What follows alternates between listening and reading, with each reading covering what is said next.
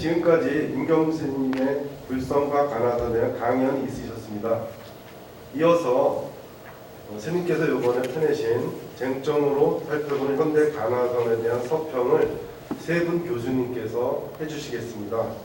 먼저 초기 불교와 가나선의 통합 문제들에 대해서 이필원 동국대 교수님의 서평이 있겠습니다.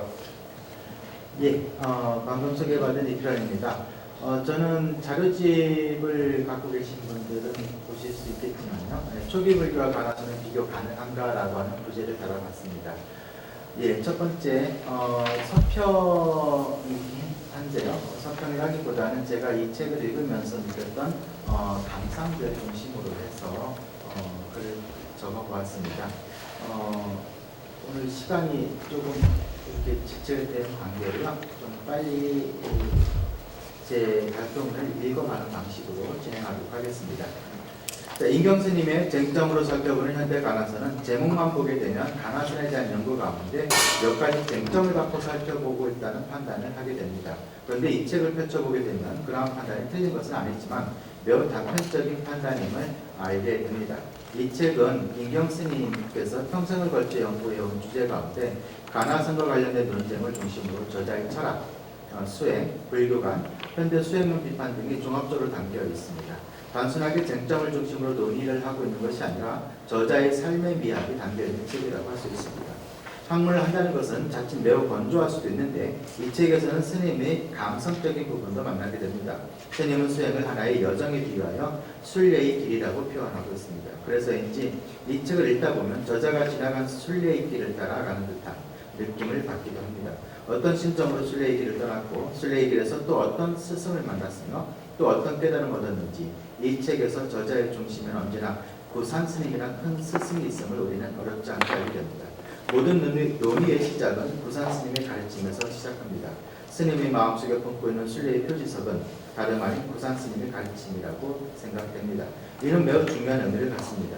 우리가 길을 떠날 때면 그 목적지에 대한 정확한 지도를 갖고 있어야 헤매지 않고 또 길을 잘못 들어섰다 해도 곧바로 다른 길을 찾아갈 수 있게 됩니다. 만약 그렇지 못하다면 온갖 노력을 했어도 결국은 피곤함만 더할 뿐 헛된 노력에 몸과 마음이 지치게 됩니다. 더구나 순례의 긴 여정을 떠날 때면 고개마다 구비구비마다 갈림길마다 다독여지고 손잡아주고 다른 길을 가르쳐줄 스승이 반드시 필요하게 됩니다. 이 책은 그런 의미에서 스승의 의미를 되새겨준과 동시에 불교 수행인의 두 축이라고 할 수 있는 윗바사나와 가나선에 대한 비판적 통찰을 제공하고 있습니다. 윗바사나와 가나선은 동일한가 다른가라고 하는 주제를 또한 스님께서는 많은 지면을 할애하고 있습니다. 스님은 2000년대에 본격화된 윗바사나와 가나선에 대한 논쟁의 역사를 되짚어보면서 제2장의 글을 시작하고 있습니다. 그러면서 논쟁의 핵심을 세 가지로 정리하는데 첫째는 동질성에 주목하는 입장, 둘째는 차이점에 초점을 두는 입장, 셋째는 양자를 보완적 관점에서 보는 입장으로 정리하고 있습니다. 일단 이 세 입장 가운데 스님은 두 번째 입장을 통해 세 번째로 나아가고자 하는 것으로 이해됩니다. 관련 내용은 80페이지에 수록이 되어 있습니다. 따라서 이 책은 윗바사나와 가나선의 차이점을 분명하게 하는 것을 목적으로 한다는 것을 알 수 있습니다. 그럼 스님이 보는 두 수행론이 갖는 가장 극명한 차이점은 무엇일까? 그것을 한마디로 표현하는 법과 성품이라고 생각됩니다. 이는 또한 임무화와 법무화로도 설명되고 있습니다. 법에 대한 의미는 스님의 책 83페이지에 수록이 되어 있습니다. 또한 성품은 세 가지 측면으로 설명이 되는데요. 그 내용은 102페이지부터 106페이지까지 설명이 되고 있습니다. 그 내용은 여러분들께서 책을 보시면 좋을 것 같고요. 윗바사나 수행의 핵심은 무상고 무아에 대한 통찰입니다. 이는 스님이 강조하는 인무화, 즉 인도 바라문교의 알뜰한 사상에 대한 비판이라고 할 수 있습니다. 주체라고 하는 환상으로부터 우리를 일깨워주는 가르침입니다. 결국 깨달음은 무아의 체득이라고도 할 수 있습니다. 그런 반면 대승불교는 법무화를 특징으로 합니다. 스님은 법을 넓게 보면 불타의 가르침을 의미하고 좁은 의미로는 인식의 대상을 말한다라고 해서 법을 설명하는데 이는 범주적으로 말하면 온, 처, 계, 즉 온, 12처, 18계의 가르침입니다. 즉 스님은 임무아의 경우에는 나라는 인식에서 벗어나서 신법이라는 현상을 있는 그대로 관찰하는 것이고, 법무아는 인식하는 주객의 이분법에서 벗어나서 관찰하는 마음 자체의 성품을 직관하는 것이라고 합니다. 그래서 스님께서는 93페이지에 현상과 성품, 양자를 필자는 전혀 다른 내용이라고 본다. 그래서 가나서는 산업체의 법령체에 편입하여 이해하는 방식에 찬성하지 않는다. 양자는 모두 무아론에 기초한 점에서 서로 다름이 없다. 그러나 내용에서는 초기 불교가 현상으로서 대상의 존재를 인정하는 임무와의 관점이 놓여 있다면, 상대적으로 대승불교는 현상 자체마저 부정하는 법무와의 입장에 서 있다는 점에서 차이점을 보여준다고 말씀하고 계십니다. 즉 일부 연구자들이 초기 불교의 산업적 체계에서 법령처를 가나성과 비교하는 입장을 스님은 정면으로 비판하면서 임무아와 법무아가 갖는 차이만큼 윗바사나와 가나성의 차이가 인정된다는 입장으로 이해됩니다. 닦음과 닦지 않음. 우리가 대승불교에서는 닦을 것이 없다라고 하는, 특히 가나선의 입장에서는 그런 이야기들을 많이 하는데요. 초기 불교는 명백히 번뇌를 이야기하고 번뇌의 닦음을 이야기하거든요. 그래서 닦음과 닦지 않음이라고 하는 이 주제를 스님께서 다루고 계시고, 이 부분에 대한 간단한 이야기를 좀 짚어보고자 합니다. 불교는 수행론의 체계라고 할 수 있습니다. 번뇌와 번뇌의 지별을 말하기 때문입니다. 이를 스님은 돈점 논쟁이라는 주제로 다루고 있습니다. 관련 내용은 책에서는 118페이지에 있습니다.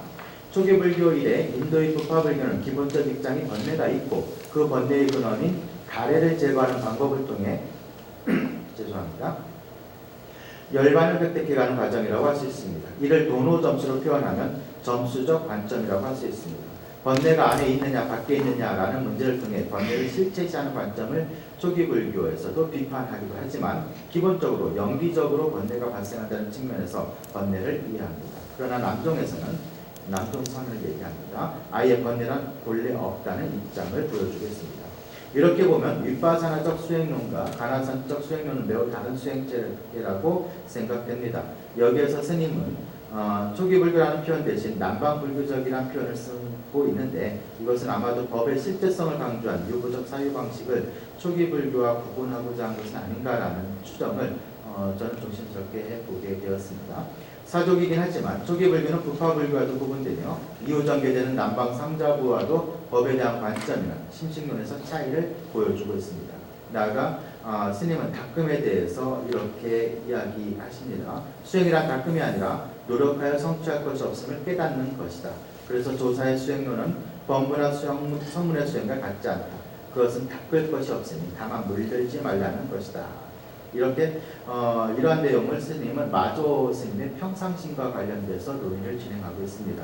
그래서 평상심을 강조하는 마조의 선사성을 통해 닦음이 없음을 강조하면서 윗바사나 수행과 가나선의 차이를 선명하게 드러내고 있습니다. 네 번째입니다. 화두 참고법을 통한 윗바사나와의 통합을 지향하는. 아까 스님께서는 초기 불교와 가나선의 네 가지 입장을 소개하시면서 그 가운데 세 번째와 네 번째 입장을 취하고 계시다라고 이제 제가 말씀을 드린 적이 있는데요. 그 통합에 대한 내용을 간단히 한번 살펴보도록 하겠습니다. 스님의 정체성은 평제가 보기에는 가나선자입니다. 그래서 초기 불교를 말하고 윗바사나를 설명하더라도 결국 그 지향점에서는 가나선과의 통합이 자리하고 있다고 생각됩니다.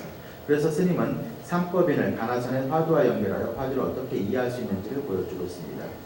스님은 이 두 수행 전통, 즉 윗바사나와 가나선을 통합적 관점에서 인정하고 있습니다. 삼법인을 바라볼 때 무상고 무아로 볼 것인지 아니면 무상, 무아, 열반으로 볼 것인지에 따라서 수행의 낙처가 달라진다고 볼 수 있습니다. 스님은 무상, 무아, 열반으로 보는 대승의 삼법인간을 바탕으로 화두와 연결짓고 있습니다. 이것은 무엇인가? 이목보라고 하는 화두를 예시로 들어서 네 가지 단계로 그 내용을 설명을 하고 계십니다. 그 네 가지 내용은 책에 있는 내용이라서요. 간단하게 말씀드리면 이것은 인식대상 이것은 무엇인가 해서 이것을 얘기합니다. 이것은 인식대상으로서 목적어인 몸과 마음의 심리적 현상을 가리키는 것으로 삼법인에서 제1단계 재행무상, 즉 모든 것은 변한다는 원칙에 기인하고, 두 번째 이것, 이것은 인식하는 주체로서 주어를 가리키는 경우로 3법인에서 제2단계 변하는 현상에는 나는 존재하지 않는다는 것에 근거한다. 그 다음에 세 번째, 이것은 인식의 주체와 대상을 떠난 그 자체의 성품을 가리킨 경우다. 이 경우는 3법인에서 제3단계 번뇌의 불꽃이 꺼진 열반적정에 근거한다. 마지막으로 이것은 그 무엇도 가리키지 않는 경우로 다만 질문 그 자체로 존재할 뿐 무엇도 가리키지 않는 경우이다. 철학적인 무엇도 존재하지 않고 다만 질문만이 존재한다. 이 경우가 화두의 실질적인 의미이다. 몸과 마음이 화두 의심과 온통 하나가 되는 경지이다. 부산선사는 이때를 화두가 오고 화두가 간다고 했다. 이렇게 스님께서는 정리하고 계십니다. 이상을 스님은 화두 창구의 순차적 절차로서 수많은 이들이 걸어왔던 순례의 길이라고 표현하고 있습니다. 동시에 초기 불교의 남방 수행론을 가나선에도 수용하여 통합하는 방식이라고도 설명하고 있습니다. 이렇게 두 수행책의 통합의 길을 스님은 모색하고 있습니다. 화두나 삼법인이 모두 언어를 통해 실상으로 나아가는 것이라는 점에서 공통점을 갖는다고 저는 생각을 합니다. 모든 것은 무상, 즉 변화한다라는 것은 언어입니다.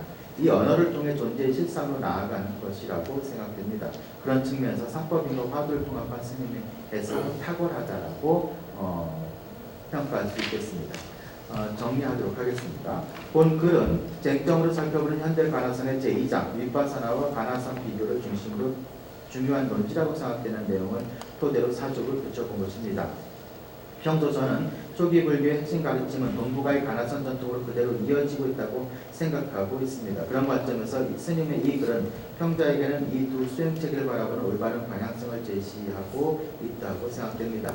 피상적으로 이 두 수행체계가 같다, 다르다가 아니라 두 수행체계가 갖는 맥락성에 주목하여 각각의 특징을 여실하게 보여주고 그 뒤에 이 둘을 통합할 수 있는 실마리를 제시하고 있다는 점에서 스님의 통찰력을 감탄하게 됩니다.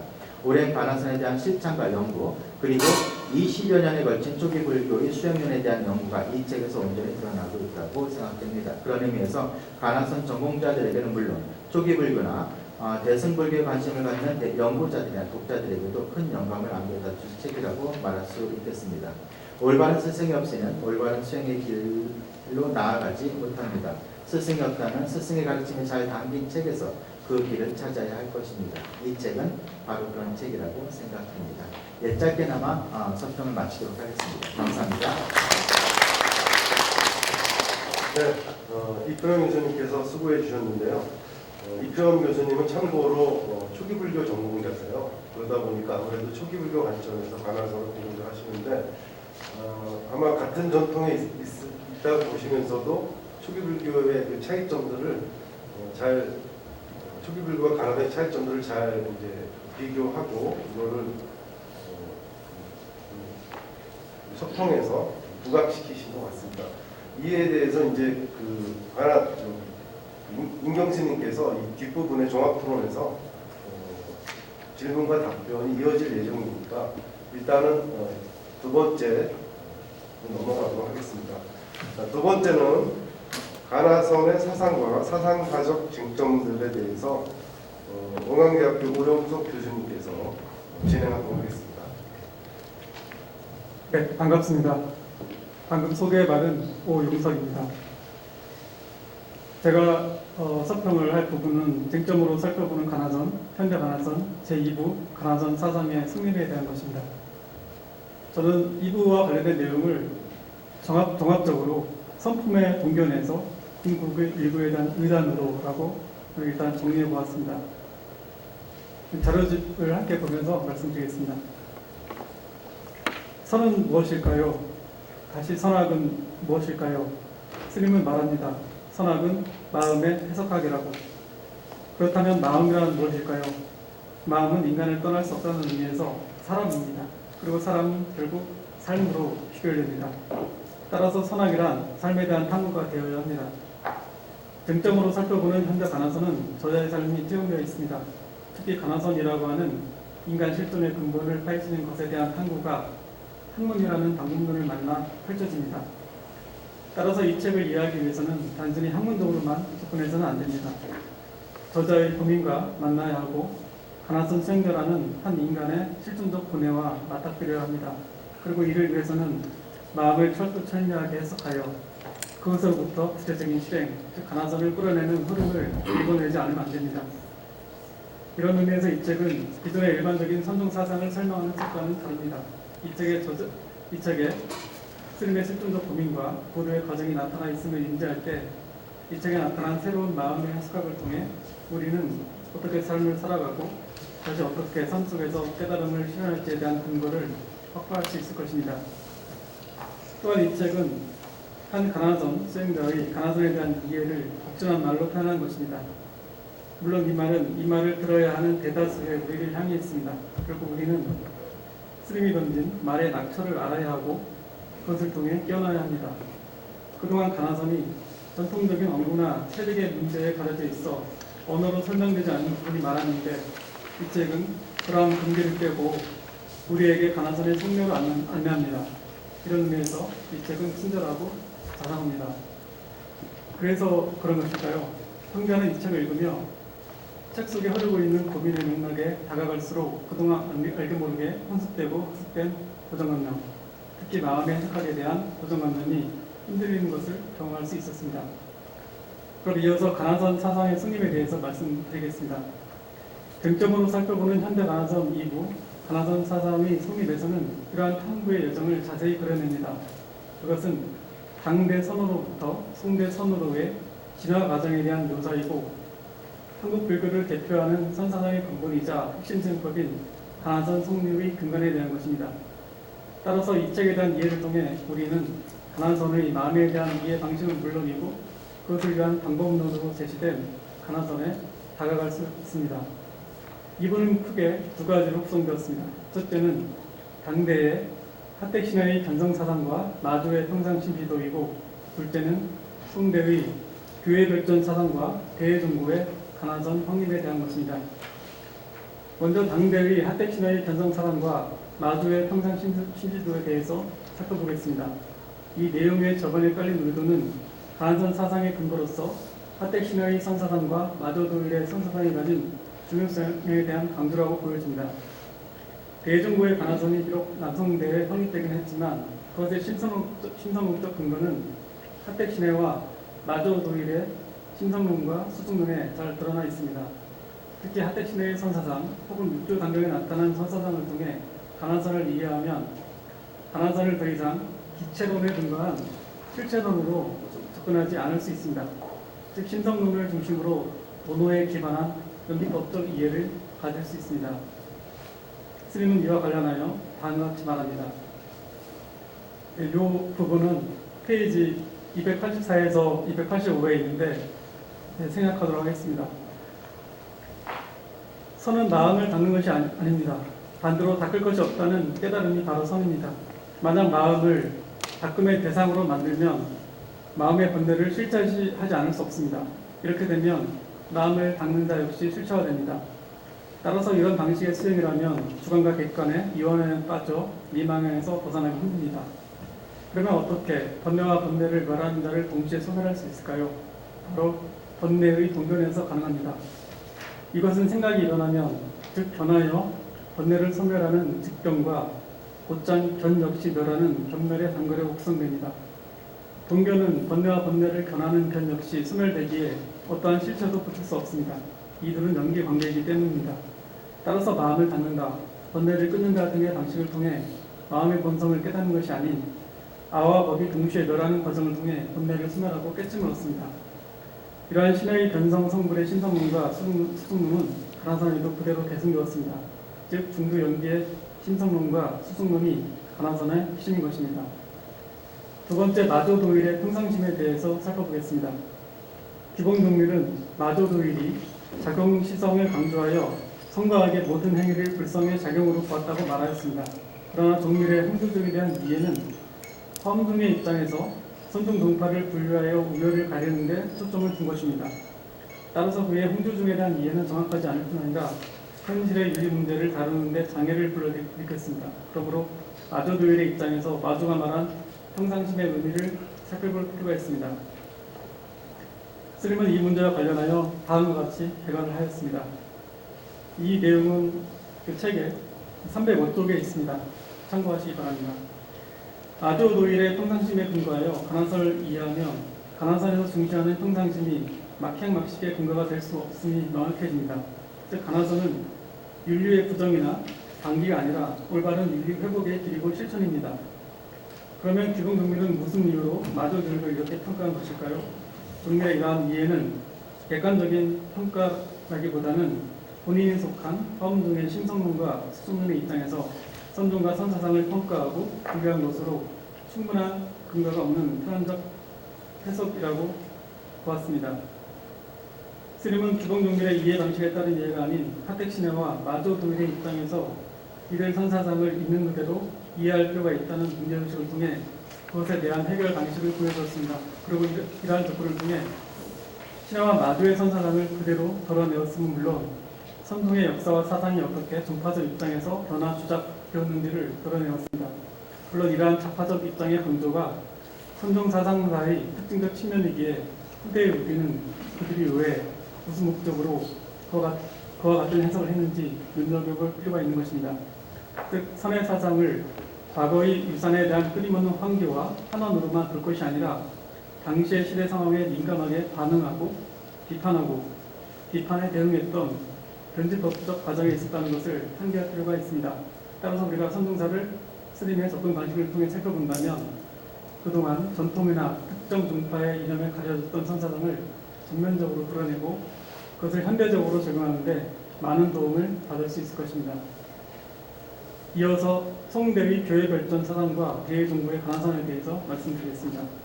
기봉종밀은 당시의 선악을 종합하고 하택신해를 중심으로 자신의 선사상을 확립하여 등대 주력했지만 그것의 화엄종의 정체성이 투영되어 결국 복숭대에 이르러 임대종에 의한 비판에 직면했습니다. 스님은 당시 송대 선종의 주요한 과제는 6조 해능 이후 제7조를 누구로 할 것인가 라고 말합니다. 북송의 형각범은 남학해양을 해능 이후에 제7조로 하는 법내용으로 선종사를 인식했기 때문에 종밀을 비판했다는 것입니다. 송대 임대종은 사상적인 맥락이 상대적으로 유사한 청원행사계에서 편집한 조당집이나 경덕 전등록 등에 대해 성경파 중심의 설린 풍모전과 같은 선종사서에 준하는 정기집을 편찬하여 대항하기로 하였습니다. 이러한 맥락에서 각범의 종밀 비판을 이해할 필요가 있음을 강조하였습니다. 송대선의 또 한 가지 중요한 특징은 분리문자, 교회발전 사상과 사상의 확립과 관련됩니다. 선종의 사상을 대변하는 교회발전이란 언구를 포함한 사구의 모토는 당대에 확립된 것이 아니라 송대의 임대종 확립파에 의해 완결되었습니다.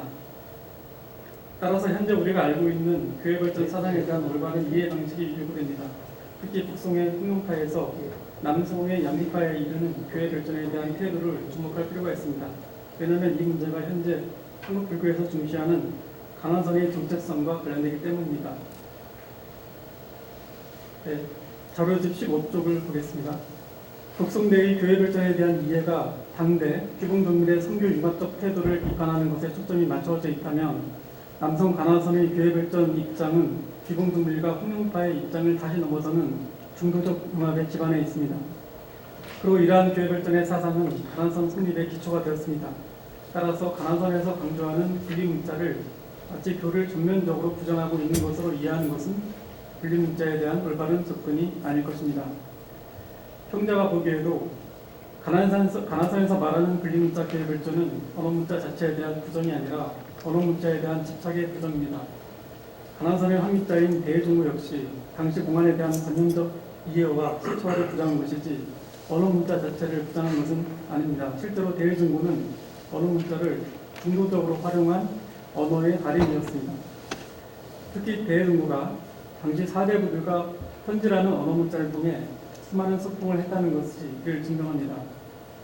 중국선의 개창자로 볼 수 있는 육조행 역시 법을 비방하면서 곧 말하기를 문자를 쓰지 않는다고 한다. 그러나 이 문자를 쓰지 않는다고 말할 즈음에는 사람이 말하지도 않아야만 옳을 것이다. 언어가 곧 문자이기 때문이다. 라고 하였습니다. 따라서 한국 불교에서 중시하는 가나선을 단순히 교학의 부정 혹은 교학에 대한 대항의식의 상불로만 이해하는 것은 올바른 접근 방식이 아니라고 봅니다. 그렇다면 이러한 가나선은 어떠한 과정을 통해서 확립되었을까요? 대중부의 가나선을 이해하는 데 가장 중요한 개념은 화두입니다. 그러나 사상사적으로 이 화두는 그냥 성립된 것이 아닙니다.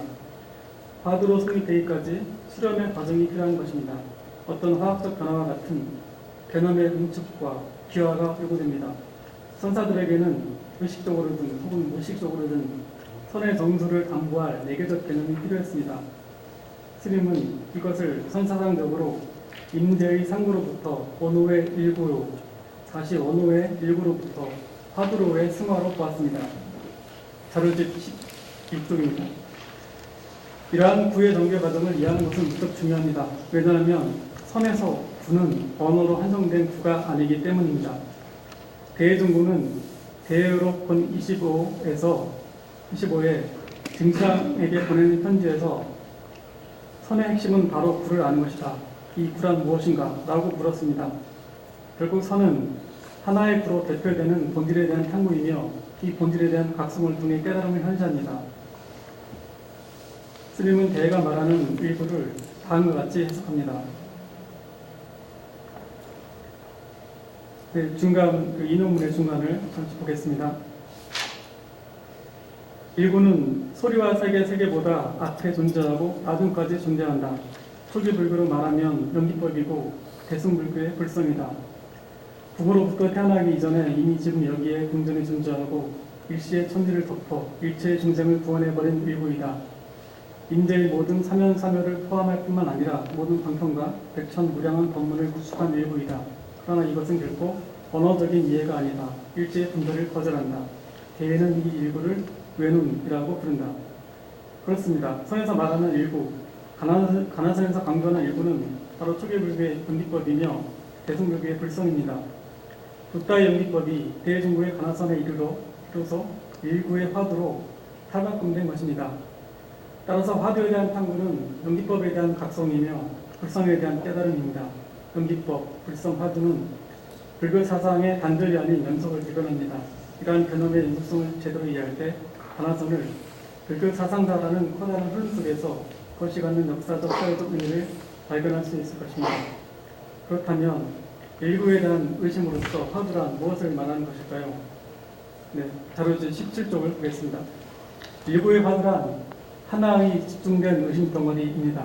그리고 그것은 추상적 객체로서 존재하는 형이상학적 개념이 아니라 십중에 대한 탐구가 응축되어 개인에게 내면화된 삶의 기호로 주어지는 살아있는 일부입니다.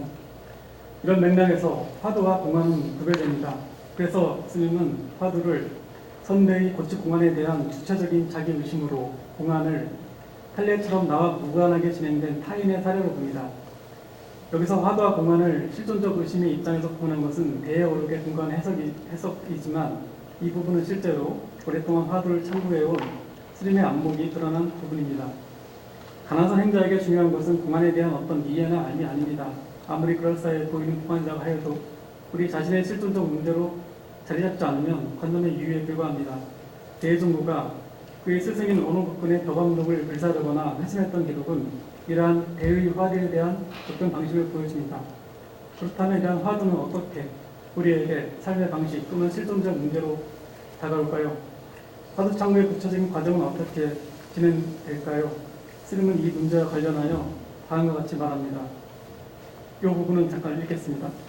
이상을 정리하면 화두 창구 과정은 스승과의 문답하기, 실존적 자기의심, 해강반조, 피할 수 없는 자리애로 직면, 확 터지는 분지 일발, 스승의 정감과 인간하는 내적 과정을 순차적으로 경험한다고 할 수 있다.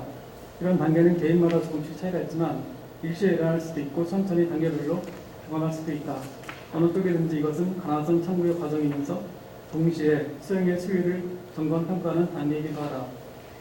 위에서 스승과의 문답하기와 실존적 자기의심은 의심의 발로를 의미하며 회강 반조와 피할 수 없는 자리애로 직면은 화두 창구로 인한 내면의 변화를 말합니다. 확 터지는 분지 일발은 깨달음의 체험을, 스승의 점검과 인간은 화두 창구의 과정 그리고 결과를 평가 및 확인하는 것입니다. 그렇다면 이러한 과정에서 가장 중요한 것은 무엇일까요? 그것은 스승과의 만남입니다. 화두가 자신의 실존 문제로 자리하게 되는 것도, 그리고 그러한 과정이 지속되는 것도, 더 나아가 그러한 결과를 점검하는 것도 모두 스승과의 관계를 통해 이루어집니다.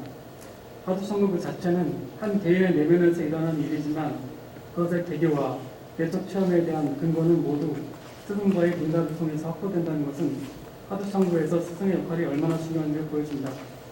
또한 스님은 이러한 이해를 통해 현재 가나선이 직면한 몇 가지 문제를 언급합니다. 첫째는 선문답에 의거한 의심제기, 둘째는 현대인에게 맞는 창조적인 문답의 개발, 셋째는 문답과 점검의 필요성입니다. 그러나 이 세 가지 문제가 결국 스승, 즉 선지식과의 만남으로부터 시작된다는 점을 고려하면 현재 우리에게 가나선을 이끌고 구원해줄 선지식이 요청된다고 할 수 있습니다.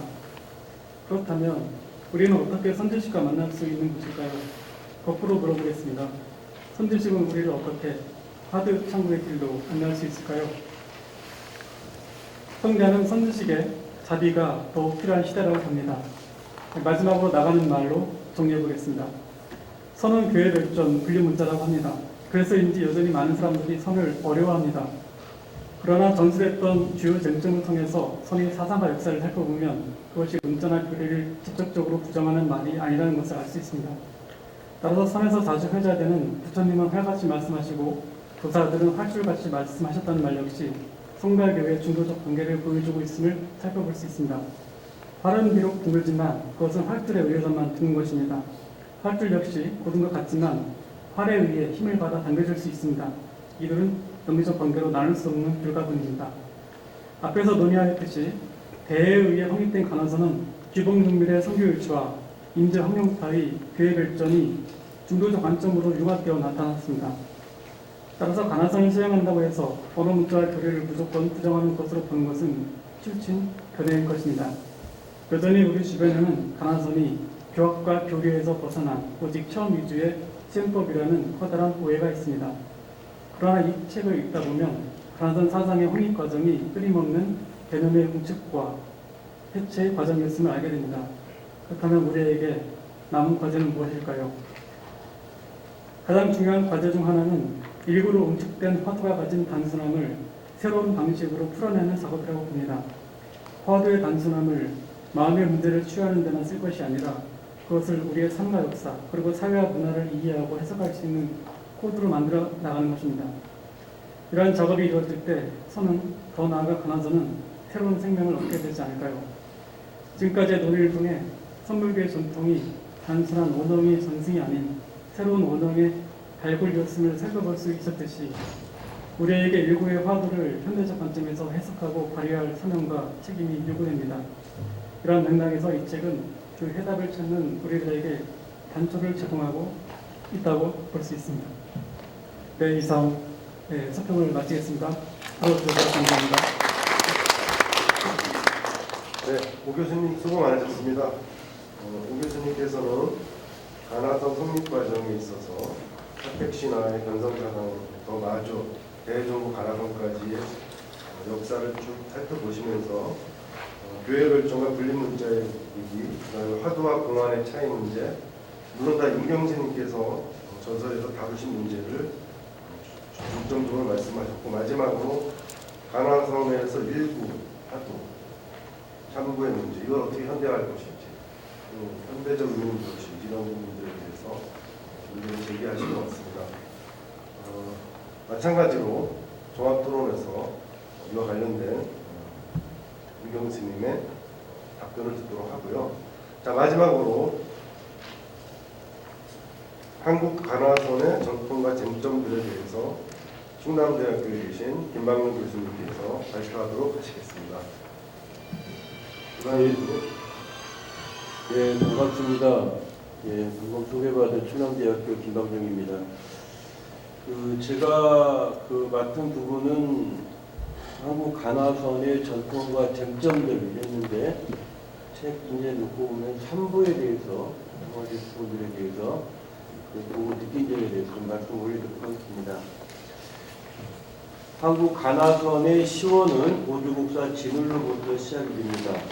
이후 진각 혁신과 고려말 해구보 나홍획은 대군 경한 등이 원나라로 들어가 서북 천공과 평산 철임으로부터 인가를 받아온 이후 한국 불교의 대표적인 수행법으로 자리 잡아왔습니다. 그럼에도 불구하고 가나선에 관한 여러 가지 쟁점들을 깊이 있게 다룬 저서들을 발견하기란 쉽지 않습니다. 오랜 기간 가나선에 대한 학문적인 천착과 명상, 심리, 상담 분야를 개척한 인경 스님의 쟁점으로 살펴보는 현대 가나선이야말로 가나선과 관련한 여러 가지 쟁점들에 대해서 궁금증을 해소해줄 건작 중에 하나라고 할 수 있습니다. 저는 1991년 법련사에서 인경 스님을 처음 만났습니다. 당시 스님은 보조사상연구원 실장으로 새롭게 10여 명의 연구위원을 모집해서 보조전서 강동 모임을 이끄셨습니다. 저는 그 당시 박사과정에 있었는데 연구위원 자격으로 매월 2씩 진행하는 강동 모임에 참여하면서 스님을 가까이에서 접할 수 있었습니다. 제2세대 보조사상 연구자들의 중심에 계셨던 스님은 2000년대에 들어서 명상, 상담, 심리 분야에 뛰어들었고 어느 순간 그 분야의 전문가가 되어 있었습니다. 가나선, 곧 화두 명상도 명상의 한 종류이다 라는 스님의 말씀 속에서 볼 수 있듯이 스님의 한평생 화두가 가나선과 명상이었음을 알 수 있습니다. 이 책은 단순히 가나선만을 다루고 있는 학술서적은 아닙니다. 부처님의 근본 교수는 물론 남방불교와 대승불교 및 현대 심리학과의 관련 속에서 가나선을 다루고 있는 것이 특징입니다. 특히 각 쟁점마다 핵심적인 논쟁점을 명확히 제시하고 날카로운 필치와 치밀한 논리로서 스님의 주장들을 논증하고 있는 것이 인상적입니다. 오랜 시간 수행과 성찰을 통하여 작성된 그림을 알 수 있습니다. 제8장 공안선과 간화선에 대해서 2장에서 스님은 공안과 화두 그리고 공안선과 간화선의 개념과 성격에 대한 문헌적 검토를 통해 둘 사이의 차이점을 드러내 간화선의 특징을 분명히 하고자 하는 시도를 하고 있습니다. 스님은 선문답에 공안과 화두는 동일한 의미인가 아니면 공안과 화두는 전혀 다른 의미로 이해하여야 하는가 하는 서로 다른 견해가 수행자들이나 학자들 사이에 공존하고 있는 점에 주목하여 이에 대한 문제를 제기하고 있습니다. 많은 선학 전공자들이 공안과 화두는 같은 의미로서 공안집에 수록된 당대 조사들의 선문답을 의미하고 공안선과 간화선은 공안과 화두를 매개로 하여 이루어진 2차적인 선문답을 통해 이루어진 선을 의미한다고 이해하고 있습니다. 다만 전등록과 벽암록의 출간 이후 공안을 의심하지 않고 사량하는 병폐가 나타나게 되는데 이런 부정적인 측면을 강조하여 간화선과 구별하여 공안선 혹은 문자선이라고 부르고 있습니다. 스님은 공안과 화두를 분명하게 구별하고 원호 극근의 공안선과 대종부의 간화선을 구별합니다. 이를 논증하기 위해 접근하는 방식은 원호와 대의 어록에서 공안과 화두가 함께 사용되고 있는 용례를 찾아 그 의미를 대조하는 것입니다. 이를 통해 스님은 공안이 고인의 선문답 사례라면 화두는 공안 가운데 핵심이 되는 언구를 가리킨다라고 주장합니다. 또 공안은 저기에 놓여 있고 과거의 세태이고 옛사람이 사용한 것이다. 하지만 화두는 지금 여기에 과제이고 나의 절박한 과제이다라고 말씀하십니다. 스님은 원호가 선대의 공안을 긍정적으로 평가하고 그것을 학인들에게 공부하는 방법으로 활용하고 있는 점에서 공안선이라 부를 수 있다고 말합니다. 그러나 대인은 공안을 사량으로 이해하는 방식을 철저하게 부정하였으며 화두에서 의심을 일으켜야 함을 강조하였다. 이 점에서 대의에서는 간화선이며 그를 간화선의 창시자로 불러야 한다고 주장하십니다. 공안과 화두를 엄밀히 구별하고 공안선과 간화선을 엄밀히 구별하고자 한 스님의 시도는 원호의 선사상과 구별되는 대의 간화선이 지니는 특징과 성격을 부각시켰다는 점에서 연구사적인 의의가 있습니다. 그럼에도 불구하고 당대 조사들이 현장에서 제자들과 이루어진 선문답 자체를 공안으로 바라볼 경우에는 공안은 스승과 제자 간의 즉각적인 깨달음이 일어난 것이고 화두는 그것을 대상으로 한 2차적인 것입니다. 그래서 비록 의심을 전제한다고 하더라도 간화선은 조사선보다 일부 퇴부한 선서상이라는 반론 또한 존재하고 있습니다. 어쨌든 스님의 주장은 조사선, 공안선, 간화선 등의 개념과 성격에 관한 논쟁점을 새롭게 제기하고 있다는 점에서 의의가 있습니다. 제9장의 간화선과 돈점 문제에 대해서 말씀드리겠습니다. 이 장에서는 간화선 수행이 과연 도노 돈수의 수행론인가 하는 문제 제기에서 시작됩니다. 90년대 한국 불교계의 가장 큰 이슈가 되었던 도노 돈수, 도노 점수 논쟁과 밀접한 관련성을 지니고 있는 글이라 할 수 있습니다. 성철 스님은 화두를 타파함은 견성하여 구경각을 성취하는 것이고 그래서 오보림은 닦음으로써 요청되지 않고 고해자자한 대탈 뿐이다 라고 하여 간화선이 도노 돈수 수행론이라고 주장한 바 있습니다. 그런데 스님은 이러한 성철 스님의 주장을 정면에서 반박하면서 간화선은 도노 점수 수행론이라는 주장을 펴고 있습니다.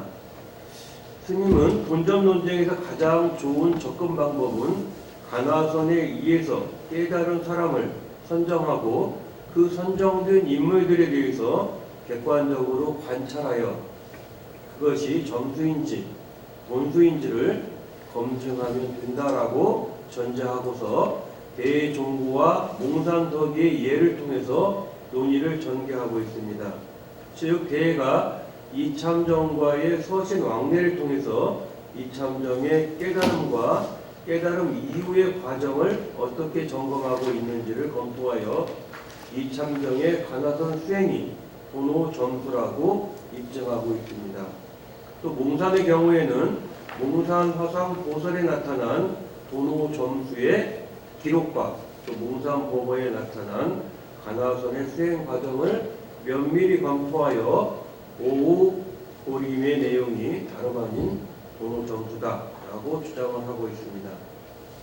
해능 마조 임제 대의를 잇는 임제종의 종통이 도노 혹은 도노 돈수라고 보고 모두가 주장한 도노 점수는 임제종의 종통에 어긋나는 이단 사설이라는 점을 성철 스님은 역설하였습니다. 90년대의 돈점 논쟁은 대의 간화선이 도노 혹은 도노 돈수의 수행법이다라는 성철 스님의 주장에 대해서 이의를 제기하지는 않고 임제선 혹은 대해선과 보조선의 대립각 속에서 그 장단점을 논쟁했다고 할 수 있습니다.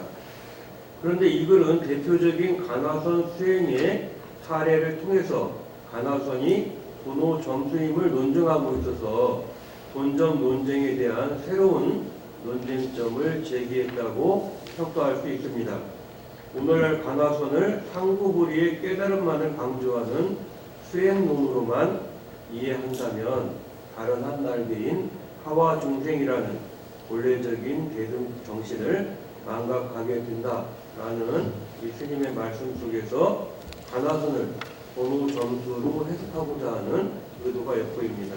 제10장 화두 참고와 수행체계에 대해서 말씀드리겠습니다. 이 장에서는 화두에 대한 정의와 본질이 무엇인가를 묻고 현대 심리학의 관점에서 간화선의 특징을 논한 후 화두 참고의 수행 구조를 누가 어떻게 무엇을 참고하는가라는 세 가지의 관점에서 논하고 있습니다. 그리고 한국 간화선의 특징과 전통을 보조, 나옹, 하남의 경우를 들어 설명한 후 부산의 간화선을 스님과의 인연담을 통해서 밝히고 있습니다. 스님은 화두란 수행자가 지금 여기 현재에서 인간의 본성에 관해 절실하게 의심하고 참고하는 실존적 자기 문제이다 라고 화두를 정의하십니다. 또 화두를 과거의 문답에서 해방시켜서 현재의 과제로 뒤돌아 배우는 기준이다. 이때야 비로소 화두는 생명력을 회복한 활보가 된다라고 주장합니다. 또 불성과 영성의 개념에 대해 명료한 해석을 가한 후 영성에 관한 관점이 초월적 존재를 수용하는 기독교적인 관점, 또 객관성을 유지하려는 종교학적 관점, 초월적 존재를 설정하지 않는 불교적인 관점으로 나뉜다고 밝히고 있습니다.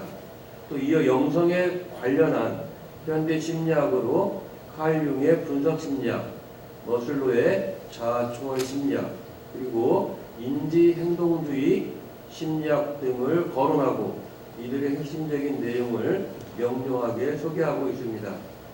이를 통해 현대 심리학에서 자아의 감정, 생각, 갈망 등을 벗어나서 근본적인 본성에 개합하는 영성 혹은 불성 체험이 간화선의 중요한 관점이 된다는 점을 역설하고 있습니다. 화두 참고의 대상이 무엇인가 하는 점에 대해서 보조와 나움 그리고 하남과 부산의 예를 들어 설명하고 있는 점은 인상적입니다.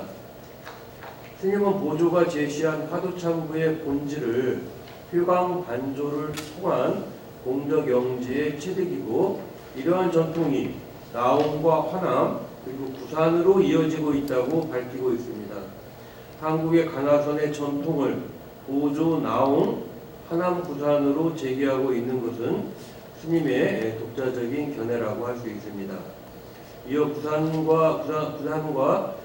스님과 스님과의 인연담을 통해서 간화선은 질문과 응답으로 이루어진 삶의 예술이다.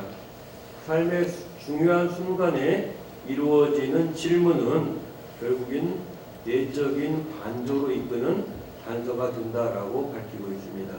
이러한 스님의 말씀 속에서 보조의 수심결을 한국 간화선의 한 전형으로 구축한 스님의 생각을 엿볼 수 있습니다.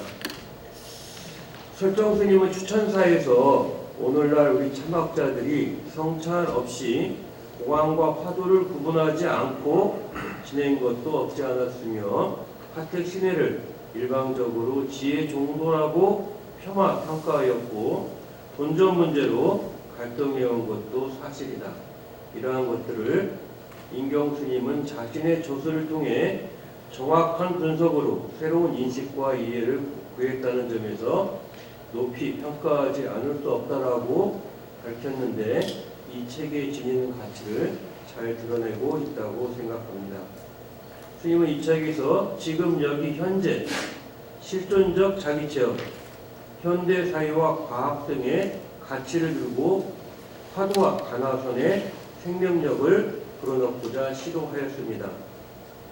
공안과 화두의 개념을 엄밀히 구별하고 간화선이 도노 점수 수행법임을 밝혔으며 간화선과 현대 심리학 간의 소통을 이끌어내었고 보조의 수심결을 간화선을 밝힌 저술로 해석하여 보조 나움 하남 부산으로 한국 간화선의 전통이 이어지고 있다는 점을 논증하였습니다.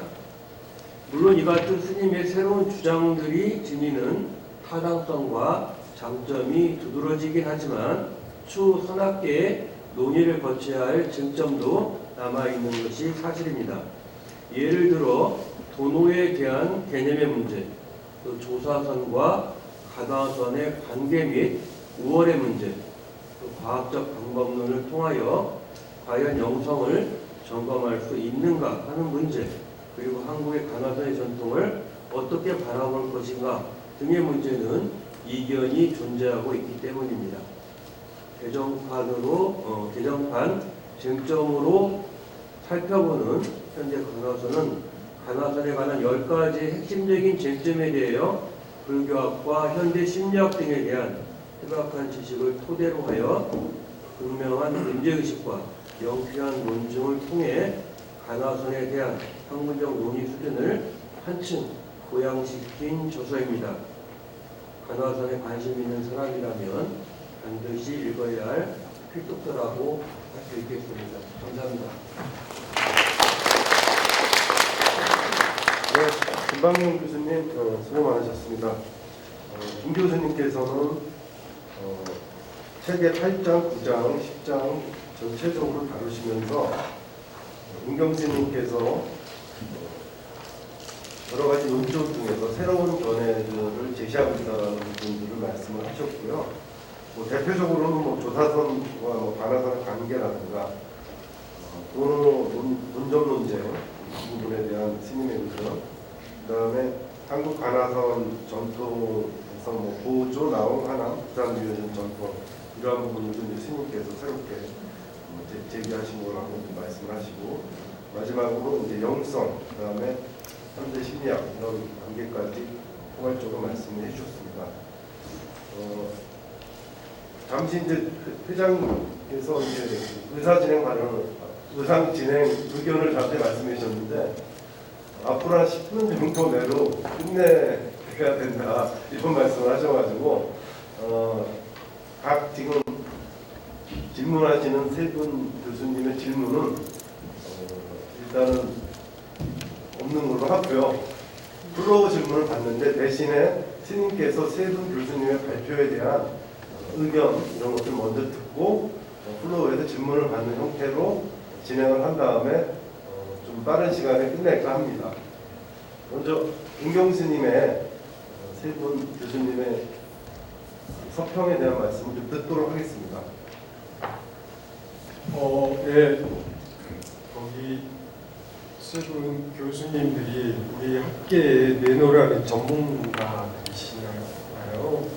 그래서 세 분의 평가가 굉장히 짜임새가 있고 당신들의 고유한 색깔이 잘 드러나서 제가 이걸 보고 인상 깊고 참고할 만한 점이 있어서 매우 감사합니다.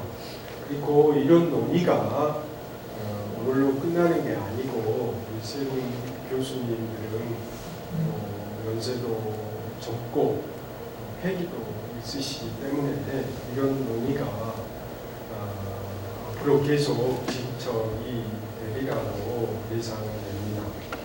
그래서 첫 번째 이필원 교수님이 윗바사나와 간화선 이 두 문화, 남방과 북방의 불교 문화의 충돌, 서로 다른 시각들 이런 부분들은 기존에 쭉 있어 왔고 앞으로도 계속 이런 부분들이 논의가 될 것 같고 이 부분에 대해서 아마 서평이기 때문에 이필원 교수님의 개인적 의견이 많이 제기 안 됐지만 이걸 정리하면서 앞으로 이 부분에 대해서 개인적으로 기대를 하게 되고요. 그다음에 오용석 교수님은 또 오용석 교수님의 고유한 그 특징이 잘 보여지고 있습니다. 마음의 해석학 이런 부분에 많이 초점을 맞췄고 그 다음에 제가 느끼기에는 그 사상사라고 하는 그 역사가 어떻게 진척이 되어 나오는지 이런 부분에 대한 그 고유한 용어가 참 참신하게 느껴졌어요. 새롭게 느껴집니다. 응축과 해체라는 이런 부분들 그리고 그러면서도 여전히 오늘날 간화선이 사람들에게 어려우게 느껴지는 이런 부분들은 앞으로 과제가 아닌가. 그러면서도 간화선의 논의에 있어서 스승에게 점검을 받는다는 측면에서 이런 핵심 과제들에 대해서 짚어주신 부분은 감사하게 여기고 이 부분도 그 함께 앞으로 계속 풀어가야 할 우리 좀 과제가 정확하게 짚어주시고 계셔서 감사드립니다. 그리고 김방용 교수님은 굉장히 그거죠. 논의를 압축적으로 잘 이렇게 정리를 해 주시면서도 오랫동안 이쪽 분야의 전문가시잖아요. 그래서 정확하게 학교의 전체적인 논의 구조가 어떤 상황에 있는가를 정확하게 보고 계세요. 그래서 이 부분 역시 제가 이 저수 속에서 이루어낸 성과하고 또 앞으로 문제가 될 수 있는 과제를 정확하게 짚어주신 부분은 이렇게 아주 김광용 교수님 외형으로 보면 어때요? 두리뭉실 편하게 보이는데 글은 엄청 힘있고 아주 그리고 정확하게 그 부분을 과제를 말씀해 주신 부분은 제가 또 고려하고 또 앞으로 김광용 교수님의 앞으로의 석사에 대해서 기대를 하게 만들었습니다. 어쨌든 바쁘신 와중에 이렇게 이 부분을 읽어주시고 경해 주신 이 부분에 대해서 이 자리를 빌어서 다시 한번 감사드립니다. 네, 감사합니다.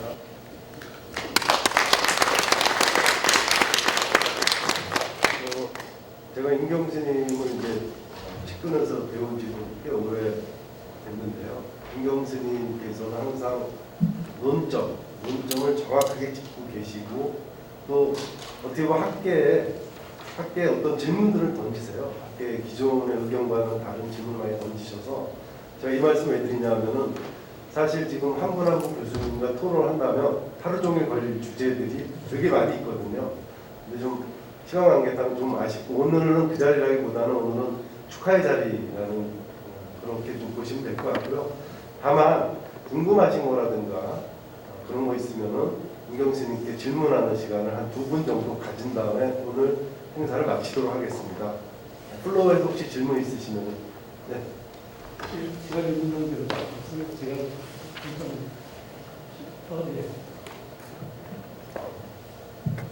제가 이게 강의 말씀 잘 들었고요.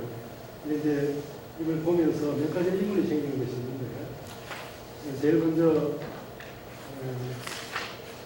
초기 불교하고 이제 가나선 문제에서 여기에 도로 점수로 표정 점수적 관점이라고 하는데 초기 불교에서 우리 대승국에서 도노라는 건 이미 번뇌가 본래 닦을 것이 없다는 걸 아는 걸 이제 돈으로 보고 있거든요. 닦을 것이 없지만은 닦음은 있다. 닦을 것이 없는가하고 닦음이 있는가하고 또 틀리거든요. 그래서 이래 봤을 때는 이 남방불교에서 보는 점수적 관점이라는 것은 이미 그거는 그 번뇌를 실체화해 있기 때문에 대승국에서는 번뇌 자체가 본래 그만하다, 닦을 것이 없다. 그런 관점인데 이걸 그런 식으로 대비시키는 게 다소 좀 그렇게 느껴지고요. 그 다음에 여기 보면 불승이 연기법이다. 연기법은 뭐 거의 발생 구조와 성질 구조를 설명하는데 물론 뭐 성질되면 그게 뭐 그래 되겠죠. 하지만 그걸 연기법을 불승에까지 하는 좀 의미가 있고요. 그 다음에 어떻게 하겠습니다.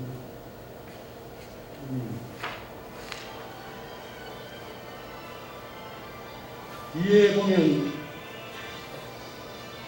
모조성의 수심결을 가지고 그것을 뭐 이렇게 가나선으로 한다고 하는데 모조스님의 수심결은 오히려 경전의 그 명경에 그한 연원통 본문하고 같고 의심이라는 것을 거기에 두지 않고 화두의 신경이 이제 가나선을 의심에 들어오는데 그렇지 않고 그냥 바로 그 자리를 바로 가는 오히려 의심하면 가나선보다 묵조에 가까운 그런 것이 아닌가. 그래서 수심결의 그 수행법은 확연하게 가나선은 아닌 것 같다 이런 생각이 듭니다. 마지막으로 도노도수 도노 점수에 관해서 저는 오랫동안 이렇게 상당히 좀 둘 다 부정을 하는 편인데 본래가 본래 닦을 것이 없기 때문에 돈수고 닦을 것은 없지만 닦음이 있기 때문에 점수다.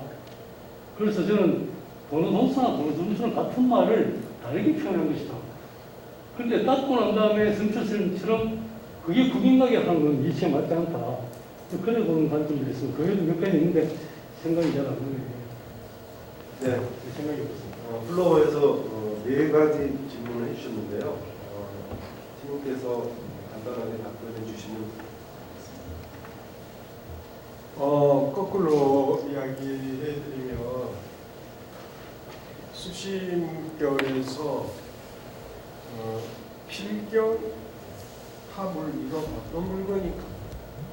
아침에 화내고 좋아하고 싫어하고 배고프다 하는데 그렇게 느끼는 이놈이 뭐고, 이 질문을 수심결에서 총 4번을 해요. 4번. 그래서 이 수심결을 보시는 분의 그 시각에 따라서 고영주 교수님 말씀을 해석인데 어떻게 해석하느냐가 텍스트 원 자료가 있고 그 자료를 어떻게 볼 거냐, 아마 목조 시선에 보면 목조로 보일 거예요. 근데 저 같은 경우는 그 질문을 한 번만 하면 모르겠는데 그걸 계속적으로 반복적으로 독자에게 해주고 있어요. 그리고 그 수심결이 질문과 응답 이 형식을 취하고 있다는 거고요. 그다음에 이제 그래서 수심결은 보조의 수심결은 간화 결의론과 함께 그죠 간화선을 대해동고 간화선을 이렇게 만난 이후에 저술된 거예요. 40세 이후에 저술된 거예요. 그렇기 때문에 간화선의 시스템을 보조국사가 분명하게 인식하고 저술한 거다. 이 점 말씀드리는 거고요. 그 다음에 두 번째는 이 수심결을 간화설의 수행체계로 풀어낸 사람이 바로 구산 선사시였다. 이 수심결을 지속적으로 송강사에서 강의를 했어요. 그래서 제가 직접 들었고, 교수님께서는 뭐가 나냐, 그럴 때 여기 도체 한 물건이 있는데 이게 뭐냐라고 했을 때 이 물건을 부산 스님은 주인공으로 바꿔서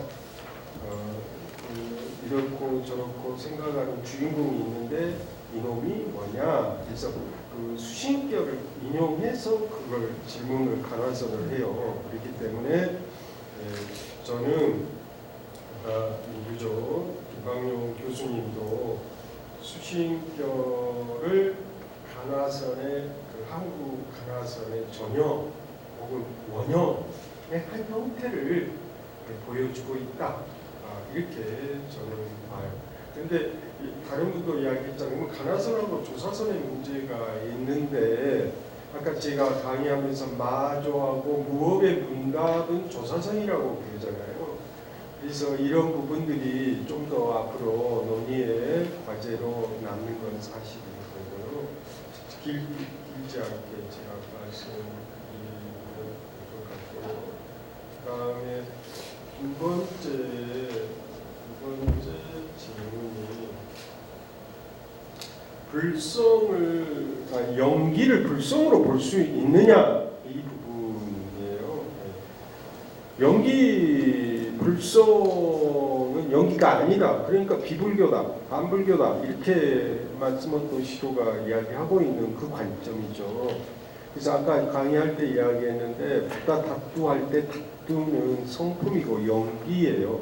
그리고 이걸 교리로 만든 게 화엄경입니다. 화엄경에서 이걸 법계 연기. 그 개는요, 나르마 다투예요. 담마 다투. 나르마 다투. 다투가 개라고 번역하기도 하고 성으로도 번역해요. 그러면 이런 문제가 있어요. 그러면 연기가 모든 것을 변한다는 것을 이야기하기 때문에 초기 불교 전공자들은 변하지 않는 것을 가정할 수가 없지 않냐 이거죠. 그러니까 모순이다.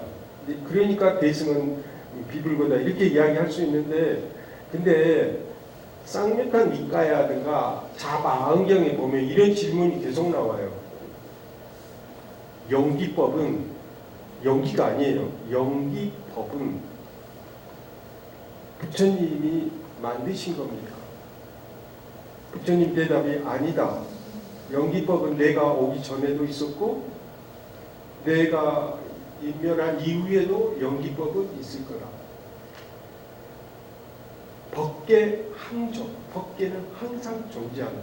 그래서 이 사상이요, 화엄의 법계 연기의 고전적 형태가 이미 초기 경전에 나와 있다는 거예요. 그러면 이 구절이 그러면 그러니까 초기 불교가 여러 종파들이 계승해 왔잖아요.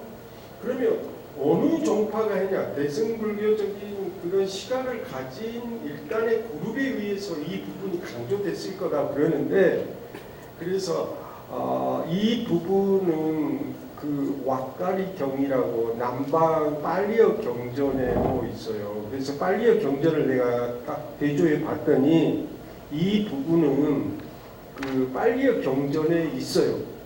그리고 오히려 왁가리 경을 제가 한역과 비교해 봤을 때 한역에는 오히려 없다. 그래서 우리가 100년 동안, 지난 100년 동안 남방불교는 공무와 연기다. 그리고 남방불교는 법계 연기를 말하지 않았다. 이게 지금까지 맞는 100년 동안 이렇게 교학적으로 우리한테 심어진 관념인데, 제가 보기에는 그 관념이 이제는 깨야 되겠다. 따라서 그 연기는 이 불교의 핵심 교설이 연기잖아요. 그래서 아비담에서는 업에 가능한 연기, 그래서 번뇌로 해석해요.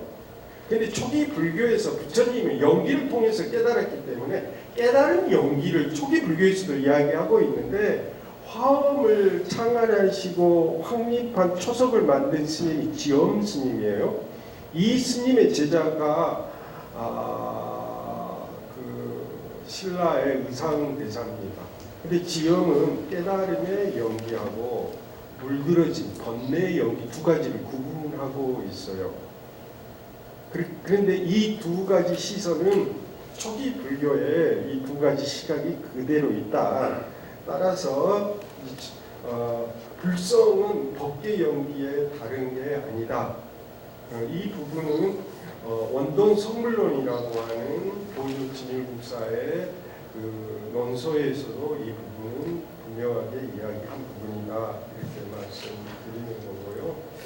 그 다음에 내가 너무 길게 이야기한 것 같은데, 제일 처음에 이야기했던 법례하고 도노 이 부분이 있잖아요. 그래서 아까도 제가 강의할 때 두 가지 이야기했어요. 그릇이 있어요. 그릇 안에 감자도 있고 사과도 있고 그렇습니다. 그릇 안에 마음이라는 게 세 쌍둥이라고 저는 평소에 이야기해요. 첫 번째가 감정도 마음이고, 생각도 마음이고, 갈망도 마음이에요. 저기 사회자서. 근데 이 세 가지는 우리 내 손바닥 안에 있어요. 그럼 감정, 생각, 갈망은 필요 없는 거냐? 제가의 삶이 감정, 생각, 갈망으로 살잖아요. 기업체들은 더 많은 갈망과 이윤을 원해요. 그럼 그걸 잘못됐다고 우리가 이야기해야 되느냐? 그럼 감정, 생각, 갈망은 계속해서 바뀌죠. 인연 따라서 연기법에 의해서 적용돼요. 그래서 그것들은 한 번도 고정된 적이 없어요. 근데 이걸 번뇌로 봐야 되냐, 현실의 작용으로 긍정적으로 봐야 되느냐, 이런 부분이 있어요. 만약에 이게 적극적으로 현실에 유용하고 적응하는 걸로 본다면 꼭 번뇌라고 없애야 될 대상으로 볼 이유가 없죠. 근데 이 부분이 엮이는 부분이 있어요. 부정적으로 작용한 경우에 한해서 그걸 조금 조정하고 정화시킬 필요 있지만, 내가 느끼는 감정, 생각, 갈망이 매 순간순간에 찾아오는데 그걸 없애려면 지구 바깥으로 나가야 됩니다. 그래서 수행한다라고 했을 때 수행하는 것은 수행하지 않는 거다. 그것들은 왔다가 간다. 그것을 거부할 수는 없다 이 말이죠. 다만 그걸 없애려고 하는 게 문제다. 통제하려고, 번뇌를 없애려고 하는 그 통제가 바로 병리적이고 증상이다. 그러니까 그걸 있는 그대로 받아들이고 깨달으면 되는 것이지 억지로 그걸 없애려고 하는 그게 바로 소승이다 이렇게 보는 점에서 그렇긴 하지만 이제 번뇌와 번호 부분인데 그러면은 깨달음이 구경각이냐 이제 이 부분은 성철 큰 스님께서 구경각이다 이렇게 본 거죠. 그러면서 보조 스님은 해오다 이렇게 비판한 거잖아요. 근데 제 입장은 간화서는 증오다 체험에서 하는 깨달음이다 해오가 아니고 그렇다고 구경각도 아니고 증오인 거고 그러면 권수는 왜 필요하냐? 아니 감정 생각 갈망을 없애버리면 어떻게 살아요? 당장 친구도 만나야 되고 다른 사람과 소통해야 되는데 소통이 끊어져 버려요. 그 사람은 지금 바깥에 나가야 돼. 그런 점에서 점수 닦아서 없애려고 하는 게 닦음이 아니라요. 그런 뜻에서 닦음이 없는 가운데 그것에 대한 닦음이라고 하는 것은 곧 깨달음이고 알아차림이고 자각하는 것이 수행이지 번뇌를 없애는 것이 수행이 아니다. 그러면 제가자의 아까 저도 이야기했잖아요. 제가 말이 길어지면 죄송한 거예요. 그러면은 앞으로 미래 사회는 제가자의 역할이 더욱 증대되리라고 저는 봐요. 절대적으로. 그러면 감정, 생각, 갈망이라고 하는 이 마음에 이걸 부정하고 없애라 그러면 나가 놀고 아니면 산속에 들어가야만이 되는 거잖아요. 그게 아니고 감정, 생각 그것이 어떻게 작용하는지를 분명하게 일상의 삶 속에서 자각하고 깨달아가는 것이 간화성이다. 이게 뭐고 그렇게 공부하는 것이 일상의 삶이다. 이걸 인정해야 현실을 긍정할 수 있다. 현실을 부정해가지고는 그게 안 되지 않느냐. 현실 부정하면은 나 직장도 그만두고 지금 하고 있는 모든 인연을 때려치우고 출가를 해야 되는 거 아닌가요? 그런 점에서 그 현실 긍정의 이론이 있어야 되는데 그게 바로 없애지 않고 깨달을 뿐이다. 그게 현실 긍정이다. 그런데 번뇌가 죄송합니다만 그 시간이 되게 크다는 힘이 번뇌지 스승 자체가 번뇌는 아니기 때문에. 그래요. 예. 마주 스님이 끌려가는 거. 그러니까 감정이 끌려가고 생각이 끌려가고 갈망이 끌려가는데 그게 문제예요. 그렇게 번뇌를 그거 없으면 평상시로 그런 이 식으로 현실 나의 삶이 그대로 놓인 거예요. 그리고 심리치료에서는 그렇게 끌려가는 것을 이제 동일시 아이덴티피케이션이라고 그러고 그걸 그 퓨전 융합되어 있다고 말하는 거예요. 그래서 디퓨전, 디스아이덴티피케이션 이렇게 되는 겁니다. 아마 끌려가지 않도록 하는데 끌려가면 않게 하려면 어떻게 해야 하냐? 이놈이 뭐고 질문을 할 때 스톱하고 끌려가지 않는다. 그게 간화성입니다. 네, 시간 관계상 여기서 끊어야 될 것 같습니다. 그 원래 플로어에서 3분 정도 더 질문을 받으려고 했는데 저희가 여기 대관 시간도 지금 오버가 되고 많이 시간이 지난 관계로 나중에 이후라도 또 스님께서 또 활동을 계속 하시니까 여러 질문과 그런 것도 있으면 개인적으로 해주시면 좋을 것 같고요. 자, 오늘 임경스님 정년퇴임 기념식 및 쟁점을 살펴본 현대 간화서 출판 기념회를 이 자리에서 마무리할까 합니다. 사홍선을 해야 되는데 예, 마지막으로 사홍선 하기 전에요.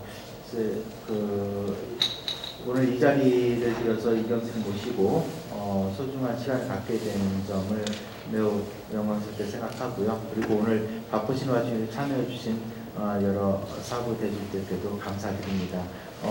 인사 말씀은 이것으로 가정하고요. 사홍선으로 오늘 모든 행사를 마치도록 하겠습니다. 감사합니다. 네, 수고 많으셨습니다. 위원장님 수고하셨다고 박수 좀 부탁드립니다.